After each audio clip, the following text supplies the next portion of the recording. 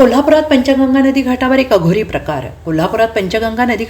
अघोरी प्रकार घडत असल्याची घटना समोर आली आहे। एका महिलेला भूत झपाटले असल्याच्या संशयावरून तंत्रमंत्राच्या साहाय्याने पूजा केली जात होती। घाटावर फिरायला आलेल्या काही नागरिकांनी याचा व्हिडिओ बनवला। त्यानंतर हा धक्कादायक प्रकार समोर आला।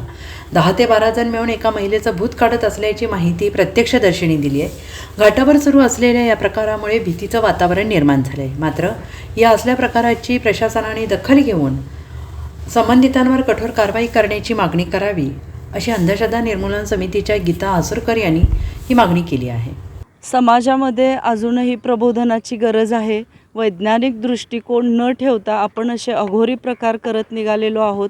मला असं वाटतं की काल जो प्रकार तुम्ही बघितला तर अतिशय वाईट वाटलं मला त्या महिलेचं, की तिच्या भोवती जे कुटुंब होतं ते अगदी हताशपणे बघत बसलं होतं आणि मांत्रिक तिच्यावरती काही मंत्रोपचार करत होते, भंडारे अंगारे मारत होते, लिंबू फिरवत होते आणि त्याच्यानंतर त्या बाईची जी हालचाल होती ती अंगात आल्यासारखी होती किंवा भूत ज्याच्याप्रमाणे प्रतिकात्मक ओरडतात तशी तिची अवस्था होती। पण तिला जर काही मानसिक आजार असेल तर त्याच्या माध्यमातून तिला त्रास होत असेल आणि मग त्यावेळेला ती आवाज तसे काढत असेल। मला असं वाटतं की हा सगळा हातचलाकीचा प्रकार असतो। भोंदू बुवा बाबांना आता ते पकडले जातीलच। पोलिसांनी स्वतः फिर्यादी व्हावं आणि जे भोंदू बुवा बाबा आहेत त्यांचं प्रबोधन व्हावं।